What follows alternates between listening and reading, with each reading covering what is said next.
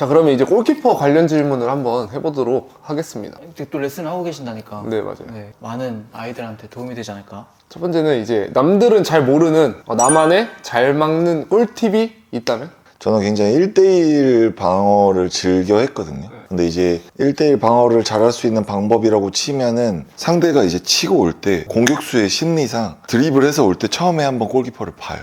그리고 마지막에 슈팅을 할 때 짧게 치다가는 슈팅을 하기가 어렵죠. 짧게 치고 있을 때는 내가 각을 조금씩 좁히고 있다가 탕 치기 전에 골키퍼를 무조건 한번 봐요. 필드의 심리상. 한번 보고 탕 친단 말이에요. 그 타이밍에 제가 확 나가서 각을 좁히면 공격수들이 마지막에 때릴 때 골키퍼가 원래 저기 있었는데 딱 치고 때리려고 보는데 제 앞에 가까이 나와 있으니까 어떻게 때려요? 밀어 때리기보다는 그냥 갖다 후리죠. 놀라서.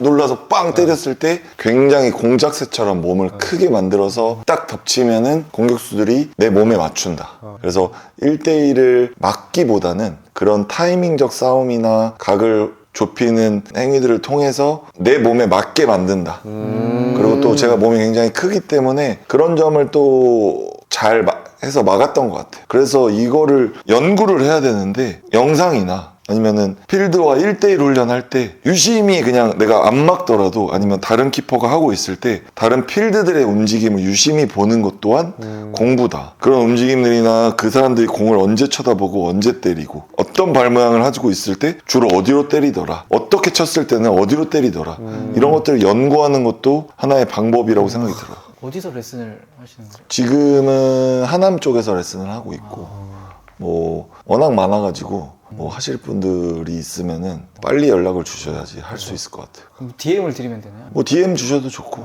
DM 좀 드려서. 제가 아들라면 네, 바로 꼭 보내세요. 아들 나면 키 클 것 같으니까. 클 것 같아서 네. 바로 보내도록 하겠습니다. 중고등학교 시절에 본인이 가장 중요하게 생각했던 훈련이 있을까요? 저는 아까도 말씀드렸다시피 키가 굉장히 크기 때문에 네네. 키가 크면 당연히 순발력이 떨어질 수밖에 없고 몸이 느릴 수밖에 없는데 개인적으로 생각을 그때 들었던 게 순발력은 어머니 아버지가 나에게 주신 신체적 능력이에요. 근데 반응은 감각적 능력이에요. 그래서 신체적 능력과 감각 능력은 다르다고 생각이 들거든요. 그래서 반응 훈련을 굉장히 많이 했어요. 반응은 사실 F1 선수들이 끊임없이 테니스공을 들고 다니면서 벽에다 튕기고 바닥에다 튕기고 하고 다니죠. 이것들이 뭐냐면은 순간적으로 공의 변화에 대한 반응 훈련이 평소에도 계속 이루어지는 거예요. 그래서 순간적으로 차가 앞에서 사고가 나 있거나 이 차를 제껴나가야 될 때 그 0점 몇 초 안에 반응을 위해서 그런 훈련을 하는 건데 반응은 감각적인 거기 때문에 부모님이 주신 거 이외에 무한으로 클 수 있어요. 그래서 저는 개인적으로 선수 때도 그렇지만 내 몸이 느리기 때문에 반응은 빨라야 된다. 반응은 두 가지가 있는데 내가 뇌로 반응한 게 있고 뇌에서 몸으로 전해진 다음에 몸에서 일어나는 반응으로 하는 거는 파워가 필요하다. 그래서 여기서 파워가 없으면 반응을 해도 주저앉게 된다. 그래서 나오는 파워가 탄력 반응. 저는 탄력 반응이라는 표현을 하는데 탄력이 반응이 있어야 내 뇌에서 주어지는 반응이 탁 일어나면은 그때 몸이 쭉 파워 있게 뻗어나갈 수 있는 게 중요하다고 생각이 들어서 그 부분을 굉장히 많이 훈련했던 것 같아요. 그래서 예를 들어서 유소년 선수들이 지금 뭐 간단하게 할 수 있는 훈련들이 그래서 의자 같은 데에 스쿼트를 하면서 천천히 내려가다가 엉덩이가 닿자마자 탕 점프한다든지 의자에 앉았다가 다리를 들었다가 탕 짚자마자 점프를 한다든지 아니면 의자 위에 올라가 있다가 떨어져서 닿는 순간 점프. 높이 올라갈 수 있는 점프를 훈련하는 플라이오메트릭 거. 같은 느낌이네. 그죠. 플라이오메트릭이 사실 그건데 땅에 닿는 순간이 얼마나 짧냐. 그것 또한 나의 반응인 거죠. 그게 탄력 반응인 거죠. 그래서 그런 훈련들을 굉장히 많이 해야 순간적으로 공이 딱 날아왔을 때 뇌가 먼저 반응을 하고 그 다음에 몸이 반응이 일어날 수 있다. 그래서 골키퍼들이 막 뒤에 보고 있다 갑자기 딱 돌아서서 슈팅하고 이런 거를 전 많이 어렸을 하는구나. 때 예를 들어 아까처럼 5탕째 야간 훈련을 나가게 되면 밤 10시쯤 나가게 되거든요. 그러면은 운동장은 있지만 가로등 밑에 하나밖에 없어요. 가로등 밖에 라이트가 안 켜지기 때문에 가로등 밖에서 그때는 동생하고도 훈련을 많이 나갔었는데 동생이 슈팅을 땅 차요. 근데 저는 뒤돌아서 있죠. 그럼 저는 가로등 밑에만 밟기 때문에 전방 한 5m 정도까지만 공이 보이고 깜깜한 곳에서는 공이 안 보이는데 돌아서 있다가 동생이 공을 오는구나. 탕 차면은 돌아서요. 그러면 탕 차는 소리가 들리기 때문에 돌아섰어. 그때도 공이 안 보여요. 그러다가 가로등 밑에 들어왔을 왔을 때 거의 다 와갈 때만 공이 보이니까 그거 맞고 그때 막 막는다든지 영화 이런 같아. 영화 같아요. 암전 훈련 그런 것들을 하면은 물론 그게 시합장에서 전부 도움이 된다는 건 아니지만 반응 능력을 향상시키는 데 있어서는 도움이 굉장히 많이 된다. 요즘에는 뭐 그 리바운더라고 해가지고 코치가 직접 손에 들고 하는 그런 공이 딱 왔을 이렇게 때 튕겨주고 튀어나가는 봤어요. 그런 훈련도 네. 많이 있죠. 그쵸. 그래서 그런 훈련들을 많이 하게 되면은 저는 굉장히 순발력이 좋던 느리던 상관없이 골키퍼에게 필요한 반응들은 키워낼 수 있다. 거기에 맞는 또 힘까지 탁 키워주면 그렇죠. 거기에 맞는 그거는 뇌를 키우는 거고 거기에 맞는 힘을 키워놔야지 그게 모든 게 반응할 수 성립이 있지. 된다. 반응만 키워서는 안 되고 거기에 맞는 나의 탄력을 키워놔야지 이루어질 수 있다. 진짜 본인의 경험치들을 이렇게 세세하게 이렇게 좀 세분화가 또 돼 있으신 것 같아요. 뭐 그러니까 이거는 내가 선수 때는 못 느꼈던 거고 은퇴한 다음에 지금 이제 3년 차 정도 되는데 그러면서 이제 아이들을 가르치는 데 있어서 내가 가지고 있는 노하우를만 막 얘기하면은 아이들이 못 알아들으니까 굉장히 세분화해서 되게 쉽게 설명해야겠다라고 해서 많은 것들을 얘기하다 보니까 본인만의 성립이 용어도 된 것 같아요. 그래서 저희도 그런 것들을 이제 몇 개 만들어서 하는데 또 한 번 더 배우는 것 같아요. 중요성을 더 한 번 느끼게 됩니다. 골키퍼에게 가장 중요한 능력 한 가지가 있다면 뭘까요? 강한 멘탈이 아닐까 싶어요. 그러니까 뭐 물론 신체적인 능력은 당연히 훈련을 통해서 키워줘야 되는 거지만 골키퍼는 사실 굉장히 외로운 포지션이고 그리고 실수가 일어나는 포지션이기 때문에 팀에서 저는 골키퍼의 역할이 야구에서 보면 투수라고 생각이 들거든요.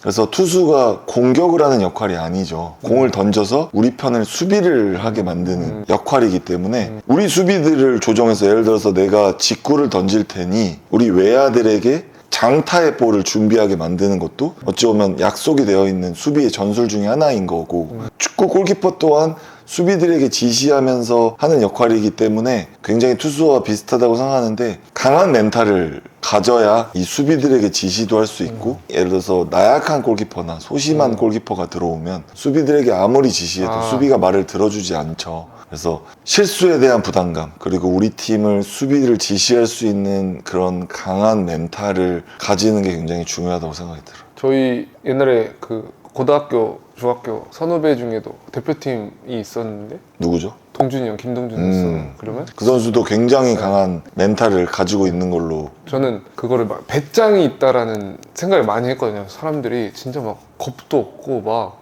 무서웠어요. 뒤에서 지시하고 있으면 그래서 진짜 배짱 있는 골키퍼가 진짜 저는 잘하는 그런 것 중에 하나가 이제 골키퍼가 카리스마가 있어야 된다고 생각이 들거든요. 이거는 뭐 아이콘 매치를 제가 최근에 작년에 나갔다 와서 제가 어렸을 때부터 부폰을 너무 좋아했어요. 그러니까 축구를 처음 시작해서부터 부폰 하이라이트를 보면서 계속 성장했던 사람인데 은퇴를 하고 나서 부폰을 만난 거예요. 그래서 부폰을 만나서 여러 가지 질문들을 많이 했는데 당신이 생각하기에 골키퍼에게 이제 제일 중요한 게 뭐라고 생각하냐 했는데 저랑 같은 말을 했어요. 카리스마. 딱 카리스마 한마디 하더라고요. 저도 부폰을 보면서 느꼈던 게 이 사람은 골키퍼로서 카리스마가 엄청나다. 물론 막 그 슈팅을 하나 줬다고 막 수비들에게 화도 내고 골대도 막 발로 차면서 수비들에게 어떤 강한 어필을 하는 모습만이 카리스마가 아니라 카리스마가 있는 골키퍼는 골문을 작게 만들어보는 효과가 있다.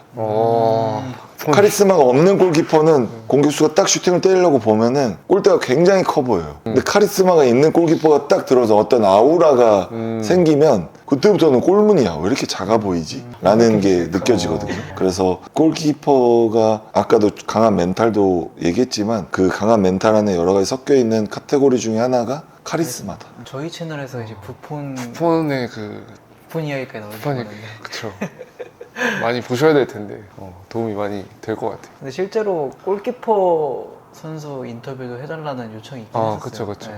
근데 그래서 많은 분들이 보지 않을까. 너무 탑스타가 근데 오셔가지고 약간 이거 1차원적인 약간 질문인데 키가 작으면 골키퍼는 할 수 없나요? 있죠. 지금 충남 아산에서 뛰고 있는 신송훈 선수가 178 정도인 걸로 알고 있거든요. 178이요? 너무 작아요. 그리고 뭐 김영광 선수라든지 김영광 선수도 실제로는 한 185 정도 되는 걸로 알고 있고 권순태 선수도 그렇게 크지 않고 유명하죠. 여러 가지로 뭐 물론 170인데 프로 선수가 된 사람은 없겠지만 제키인데 어느 정도 골키퍼 훈련을 하다 보면 점프도 많이 하니까 대부분 180 정도까지는 큰다고 생각이 들거든요. 근데 키가 중요한 게 아니고 키가 크다고 느릴 수도 있고 키가 작으면 빠를 수 있잖아요. 근데 저는 자기의 장점과 단점을 객관화해서 그 단점을 커버하고 장점을 더 극대화시킬 수 있는 훈련을 하는 게 더 중요하다고 생각이 들거든요. 그래서 키가 작으면은 뭐가 부족하냐면 공중볼이 약하다고 생각이 들고, 그리고 또 똑같이 다이빙을 떴을 때 리치적인 차이가 굉장히 있다고 하는데, 그걸 어떻게 극복할 수 있냐? 탄력. 키 큰 사람만큼 점프 뜨면 되고, 키 큰 사람만큼 똑같이 누웠을 때 짧으면 그만큼 힘을 줘서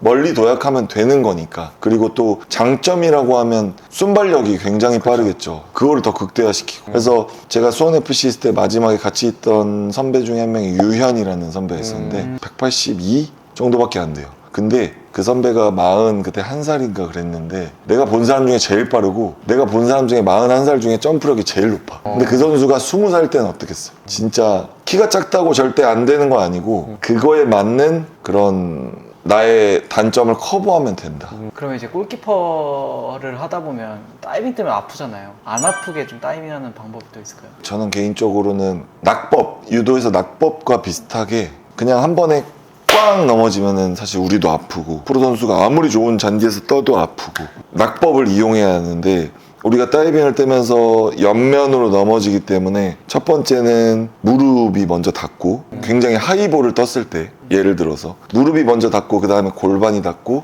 옆구리가 닿고 어깨순으로 이렇게? 떨어지면 충격을 많이 줄여줄 수 있고, 또 충격을 줄여줘야 되는 목표 중에 하나가 공을 같이 잡고 그 충격을 다 내 몸에 실려서 공에 실린다고 하면은 그 충격에 의해서 공이 놓칠 수밖에 없어요.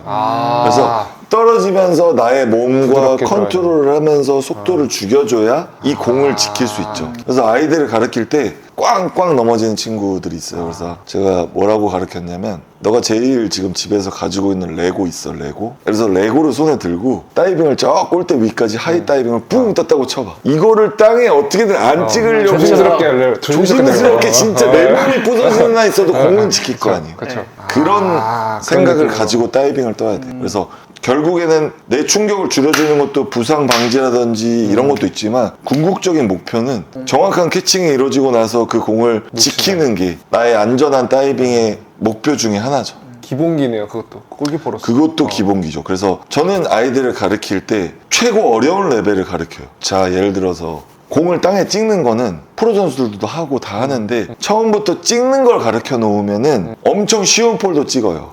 근데 처음부터 쉬운 걸 할 때부터 안 찍는 걸 가르쳐 놓으면은 진짜 어려운 상황이야. 내가 넘어지는데 밸런스를 잃었어. 이거를 어쩔 수 없이 찍지만 조금 그렇게 꽝 찍지 그쵸. 않고 살살 찍게 된다는 거지. 근데 어렸을 때부터 공을 찍는 걸 가르쳐 놓으면은 아이들이 나중에 진짜 힘이 붙어서 하이 다이빙을 진짜 높게 떠면은 떨어질 때 무조건 찍게 돼요. 진짜 꿀팁이다. 네. 그래서 지금도 아이들한테 가르칠 때 하는 표현인데, 강목을 딱 세워놓은 다음에 네. 옆으로 딱 넘어뜨리면 어떻게 돼요? 딱 강목. 떨어져. 딱 떨어지죠. 그리고 소리도 좀 크게 네. 나고. 예를 들어서 우리 수영장 가면은 이렇게 기다란 스펀지로 된 폴이 있어요. 혹시 아시나 모르겠는데, 아니면은 예를 들어서 약간의 좀 힘이 있는 끈? 이런 거를 옆으로 딱 쓰러뜨리면 어떻게 쓰러져요? 스르륵 쓰러지죠. 다이빙은 그런 다이빙이 나와야 돼. 스르륵 스르륵. 스르륵 떠야 스르르. 된다. 골키퍼도 부드러워야 되구나.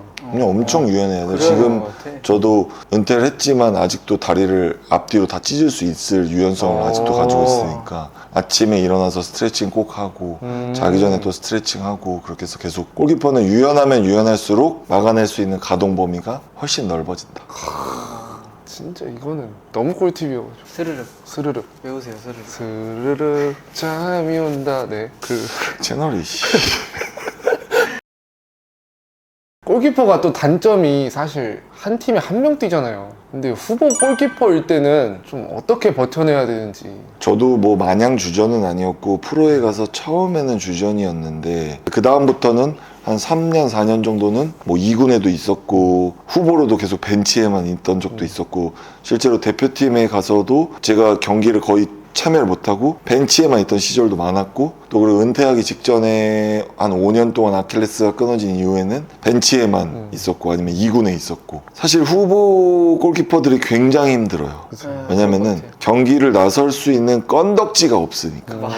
필드는 단 10분이라도 뛸 수 있어요. 근데 골키퍼는 10분 뛴다는 건 사실 몇 년에 한 번 나올까 말까한 일이고, 그래서 저도 어렸을 때 뭐 말년에 후보 생활할 때는 굉장히 좀 뭐 제 자신이 굉장히 뭐 많은 걸 놓기도 했고 했지만, 어렸을 때 그 2군에 있을 때는 터널을 달리고 있는데 저 앞에 빛이 없는 터널이에요. 안 보여, 터널이. 끝이 안 보여. 그렇죠. 근데 여기서 어떻게 하면 달려갈 수 있냐? 저는 개인적으로 지금 후배들에게 얘기를 해준다고 하면은, 터널은 언제 끝나는지 몰라요. 이게 100km인지 500km인지 이러면은 내가 그냥 그것만 보고 달려가고 있으면은 난 지쳐. 그리고 더 이상 힘이 안 나. 그래서 단기적인 목표를 세우라는 말을 하고 싶어요. 그래서 100km인지 500km인지 모르는 터널을 달리고 있지만 10km씩마다 끊어가는 거예요. 10km라는 단기적인 목표를 세우고 달려고 나서 10km를 완성했을 때 나에게도 어떤 보상도 주고, 장기적인 목표만 두지 말고, 내가 주전이 될 것이라는 장기적인 목표만 두지 말고 단기적으로 끊어서도 계속 목표를 해서 달려가면은 언젠가는 그 목표에 빛이 보이지 않을까? 단기적인 네. 그게 진짜 꼭 축구뿐만이 아니라 모든 일이 모든 일이 그렇긴 한데, 마찬가지인 것 네. 같긴 해요. 그 스스로에게 멀리 갈 수 있는 원동력을 그게 그쵸. 만드신 것 같아요. 네. 멀리만 가려고 하면은 사실 너무 힘들죠. 그래서 그거를 중간에 딱딱딱딱 끊어서 갈 수 있는 나의 그런 단기적인 목표를 설정하는 것도 굉장히 중요할 것 같아요. 그래서 어린 친구들에게 항상 물어보거든요. 어디 가면 꿈이 뭐야? 축구선수요. 축구선수. 지금도 자기들은 축구선수인데 축구선수가 꿈인 거예요. 어디 가서 축구 보면 축구선수지 뭐. 근데 장기적인 목표를 세울 때도 정말 디테일하게, 예를 들어서 공격수면 손흥민 선수처럼 EPL에 가서 득점을 하겠다. 내가 볼 때 장기적인 목표는 진짜 커도 돼. 말도 안 되는 터무니없는 얘기여도 돼. 예를 들어서 챔피언스 리그를 우승하는데 내가 한 8골 넣겠다. 뭐 이런 디테일한 큰 목표를 가져도 되는데, 단기적인 목표는 진짜 내 코앞의 일들. 내일 그래서 당장 해야 된다. 내일 훈련의 목표, 그리고 요번 주말에 있을 리그의 목표, 그리고 한 달 뒤에 있을 왕중왕전에 대한 목표, 이런 것들을 순차적으로 엄청 많이 세울 수 있거든요, 단기는. 그래서 그런 것들을 잘 설정해서 하나씩 달려나가면 언젠가는 장기적인 목표에 다다를 수 있다는 생각이 들거든요. 맞습니다. 사실 골키퍼뿐만 아니라 다른 포지션들도 그냥 뭐 중학교에서도 뭐 후보를 하고 있거나 고등학교에서 후보를 하고 있으면 뭐 불안하고 막막하고 할 텐데, 그분들에게 좀 도움이 되지 않을까. 네, 맞습니다. 이건 또 내가 너무 말을 많이 하는데, 그 레슨생 중에 네. 중학교 2학년 키퍼였는데 같은 2학년의 키퍼가 학년이 똑같이 있는 거예요. 또 있어요? 네. 아, 그래서 대회를 나갔는데 1학년 때는 뭐 같이 있었으니까 뭐 그게 큰 감흥이 없었는데 2학년 첫 대회를 나갔는데 이 친구가 뛸 때는 약팀이랑만 뛰고 저 친구 할 때는 강팀만 할 때 뛰켜주고, 누가 봐도 자기가 후보인 것 같아서 울면서 전화가 오더라고. 축구를 그만두고 싶다고. 그래서 그러면 이번 주에 레슨을 와서 한번 해보자 했는데, 몸이 벌써 살도 뒤룩뒤룩 찌고 다리에 힘도 하나도 없고, 개인적으로는 어떤 누군가의 경쟁을 하는 데 있어서 나랑 스파링을 한다고 치면은 내가 실력이 부족한 사람이면 두드러 맞을 수밖에 없죠. 근데 두드러 맞고만 끝날 거야? 내가 몸을 막 만들어 놓으면은 적어도 두드러 맞다가 카운터 펀치 한 방은 날릴 수 있는 몸은 만들어 놔야 된다고 생각이 들거든요. 그래서 후보 선수라고 낙담할 게 아니라 그 시간이 나는 오히려 더 내 몸을 가다듬을 수 있는 소중한 기회라고 생각이 들고, 그 시간을 정말 할애했으면 좋겠어요. 실제로 주전이 된 다음에는 내가 이 노력을 하기에는 나 당장 내일 중요한 진학 경기가 있고 이번 주말에 중요한 팀이랑 리그가 있어. 이러면은 내가 막 엄청 노력을 해서 할 수는 없죠. 컨디셔닝 관리를 해야 되니까. 근데 후보면은 뭐야? 이런 거 저런 거 다 상관없이 하루에 뭐 4탕, 3탕을 해도 5탕을 해도 컨디션이 나쁘던 뭐하던 어차피 경기 안 뛸 건데 노력해야지 그 시간. 위기가 곧 기회인 거죠. 그 시간을 잘 할애하는 게. 게임 안 뜯겨 두다가 투덜투덜 될 게 아니라 몸을 만들어야 돼. 싸울 준비를 해야지 그때. 저도 배우고 싶네요. 아니 꼭 아들 나오는 꼭 보낼게요. 선생님한테. 약간 멘탈적으로도 이제 사람적으로도 많이 도움이 될 것 같아서. 사실 근데 그게 저 중요한 것 같아요. 이제 선생님이 항상 축구를 알려줄 수도 있지만 이런 말씀하시는 부분들도 중요하지 않을까.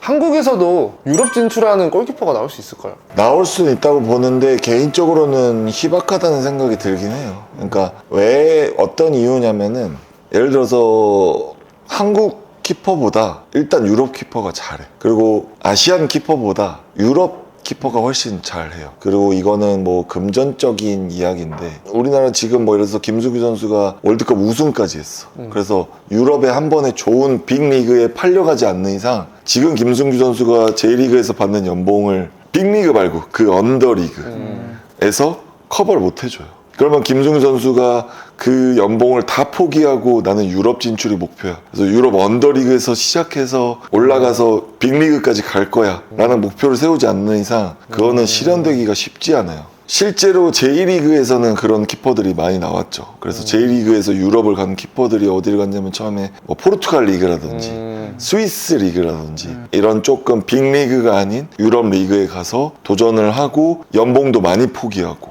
그렇게 해서 지내다가 결국엔 다시 J리그로 복귀하고. 근데 개인적으로 정말 우리나라가 세계 무대에서 활약하는 것도 중요하고 또 그만큼의 연봉을 포기하고 빅리그에서 오퍼가 온다고 하면은 저는 개인적으로 빨리 후배들이 도전해봤으면 하는 게 있어요. 저도 굉장히 유럽에 가고 싶고 했었는데 저한테는 오퍼가 오진 않더라고요. 남들은 무시하는데 생각보다 중요한 능력이 있다면 골키퍼를 하는 데 있어서. 제가 원래 어렸을 때 성격이 개그맨이 꿈이었어요. 초등학교 때. 그 정도로 지금도 뭐 말하는 거 좋아하고 하지만 친구들 사이에서 막 웃기는 것도 좋아하고 좀 더 쾌활하고 막 많이 까부는 친구였었는데 어느 순간 골키퍼 코치님이 저한테 딱 와가지고 골키퍼는 그렇게 하면 안 된다. 너가 운동장 안에서 수비들에게 진두지휘를 하고 또 너가 실수했을 때 그것들을 그래도 좀 당당하게 배짱 있게 나가려고 하면은 생활에서부터 좀 가벼우면 안 된다 라는 말을 듣고 나서 좀 내 성격을 많이 바꾸려고 노력하고 까불 수 있는 것도 좀 더 무겁게 행동하려고 하고 이렇게 해서 좀 지금의 성격이 좀 만들어진 것 같거든요. 그래서 뭐 우리 팀의 골키퍼들이 남들이 봤을 때는 좀 무게를 잡는 것 같고 그렇게 해도 개인적으로는 그게 어찌 보면 팀에 조금 골키퍼는 저는 리더라고 생각하거든요. 팀에서. 그래서 리더로서의 조금 무게감을 실는 거니까 남들이 봤을 때는 조금 뭐야 쟤 왜 이렇게 똥폼 잡아? 라고 할 수 있어도 그게 결국에는 골키퍼에게는 도움이 되는 일이다 라는 생각이 들어요. 중요한 것 같아요. 까부는 애 말 듣기 싫으니까. 그렇죠. 까불까불하고 막 그 운동장에서는 막 야! 앞에서 여기로 내 슈팅을 왜 줬어? 막 항의하는데 까불거리는 애 있으면 너나 잘해 이러지. 뭐랬냐 쟤 이러잖아. 그치. 근데 진짜 실제로 골키퍼 하시는 분들이 무거워. 무거운 게 있는 거 같아. 무거워, 실제로. 가벼우면 또 골키퍼 또 못해. 안 될 것 같아 진짜. 그러니까 뭐 쉽지 않지. 이거는 약간 순수 질문인데 막을 때 장갑이 중요한가요? 장갑이 중요한데 개인적으로 저는 어렸을 때 고등학교 때 골키퍼 코치님이 차기석 지금 고인이 되신 차기석 선배님을 키우셨던 분이었는데 그분이 나는 중학교 때까지 골키퍼를 장갑을 끼고 훈련을 했는데 고등학교 때 이 선생님이 새로 오시자마자 장갑을 벗으라는 거야. 맨손으로? 맨손으로. 장갑을 벗으래. 네. 아, 그래? 옆에다 놓고 이따가 슈팅 훈련할 때는 끼래. 그래서 캐치 훈련할 때는 장갑을 벗고 하라는 거야. 처음에는 이게 말도 안 되는 거였는데 계속 하다 보니까 더 이상 장갑의 능력이 중요한 게 아니라 결국에는 나의 손의 감각과 능력으로 공을 잡아낼 수 있게 만들어 주셨더라고.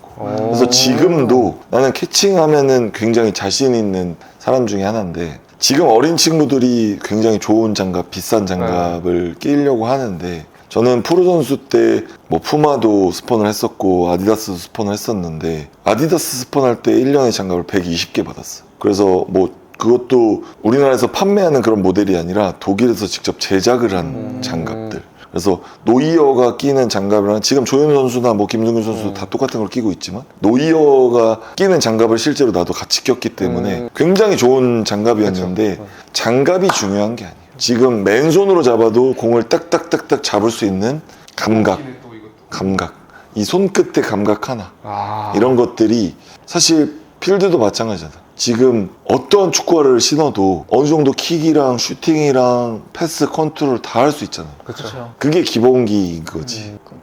진짜 궁금해서 그런데 이거는 스폰을 받잖아요. 뭐 전화를 해서 갖다 달라고 하는 거예요? 아니면은 누구한테 갖다 달라고요? 일단은 나를 담당하고 있는 그 브랜드의 그 담당자가 있고 내가 필요한 의류라든지 뭐 이런 것들은 그 담당자에게 전화해서 뭐 갖다 달라고 한다든지 매장을 간다든지 했는데, 아디다스 같은 경우에는 3개월에 한 번씩 새로운 색상으로 출매가 돼요.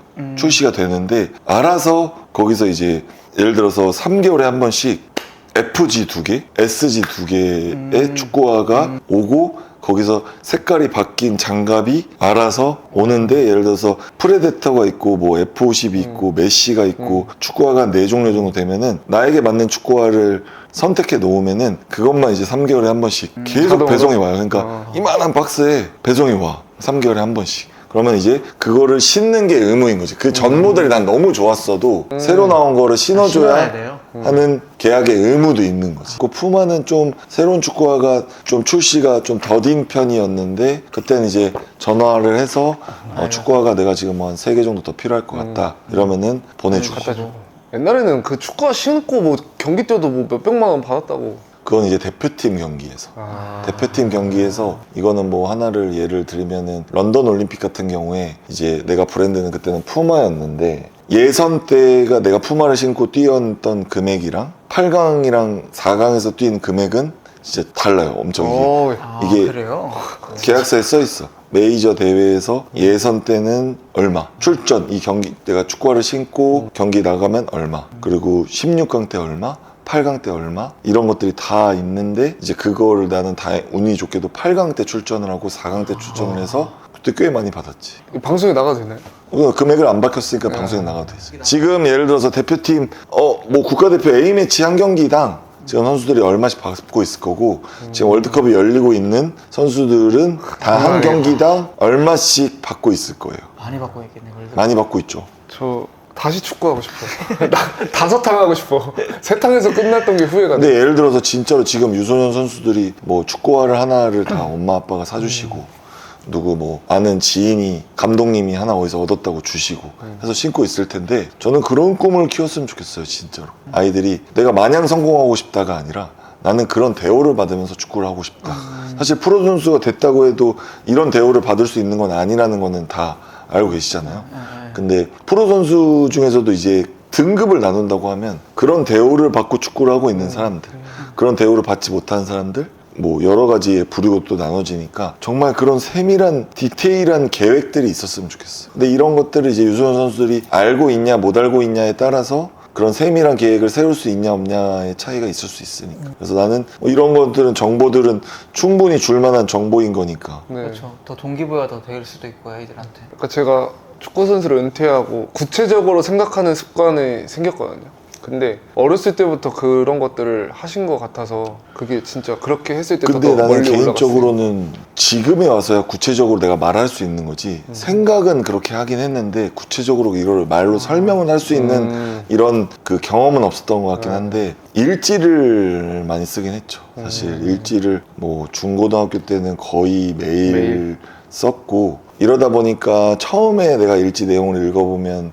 굉장히 허접한데 점점 나이가 먹어가면 먹어갈수록 내 생각을 정리할 수 있는 그런 완벽한 그런 어기들이나 이런 것들이 나오고, 프로그램도 굉장히 다양해지고, 지금 사실 아이들을 가르치고 있는 것도 그때 일지를 썼기 때문에 내 프로그램들이, 그때 했던 프로그램들이 머릿속에 남아있기 때문에 아이들을 가르칠 수 있는 거지, 그때 일지를 많이 안 썼으면 지금 어디 유튜브 찾아보고 훈련을 가르치고 있을 것 같아요. 실제로 그런 골키퍼 코치나 필드나 감독들도 많고, 유튜브의 힘을 빌려서 지도하고 있는 감독들이나 골키퍼 코치들이 많은 걸로 알고 있는데, 조금 그렇게 한 거랑 경험을 해보고 한 거랑 그렇게 영상만 보고 가르치는 거랑은 디테일의 차이가 굉장히 클 거라는 생각이 들어요. 맞아요. 퀄리티 차이가 다르지. 그렇죠. 진짜 내가 해보고 이게 어디에 좋고 안 좋고를 한 다음에 하는 거니까. 마지막 질문입니다. 프로 선수 골키퍼를 꿈꾸는 아이들에게 마지막으로 하고 싶은 이야기가 있으시다면?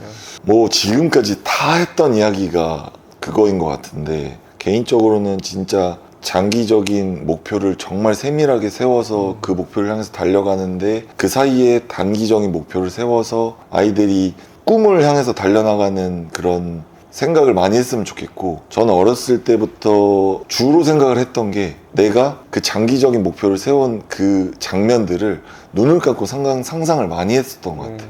그래서 내가 K리그에서 전북현대에서 주전 키퍼로 뛰면서 전주성에서 플레이하는 그 상상들, 눈을 감고 상상해보면 저도 모르게 미소가 지어졌던 생각이 나거든요. 그래서 그런 상상들을 하고, 그리고 코치님이던 감독님이던 팀의 골키퍼 코치님이던 레슨 코치님이던 어떤 설명을 들으면 그것들을 훈련장에서 실천해보고 적용해보고 경기장에서 나의 퍼포먼스로 선보이는 것들이 발전에 굉장히 빠를 거라고 생각이 들어서 그런 부분들을 잘 생각하고 적어놓고 훈련하기 전에 한번 보고 훈련장에서 실천해보고 경기장에 나가서 멋진 플레이가 나온다고 하면은 언젠가는 여러분들이 생각하는 장기적인 목표에 다다를 수 있지 않을까? 저는 그렇게 생각하니까 정말 열심히 해서 앞으로 아까 질문해 주셨지만 유럽 빅리그에서 뛰고 있는 골키퍼들이 나왔으면 하는 바람입니다. 오늘 멋진 말씀 너무 감사합니다.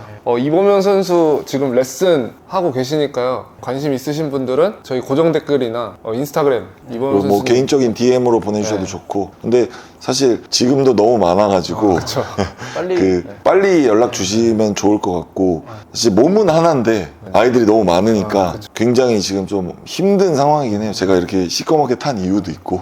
그래가지고 아니 근데 진짜 아이들을 생각하시는 마음이 저도 느껴지고, 그리고 진짜 잘 설명을 해주신 것 같아서 저도 골키퍼를 잘 모르지만 한 번에 조금 더 잘 알아들을 수 있는 그런 시간이었던 것 같습니다. 그럼 저희는 또 다른 더 좋은 컨텐츠로 찾아뵙도록 하겠습니다. 감사합니다. 감사합니다. 감사합니다.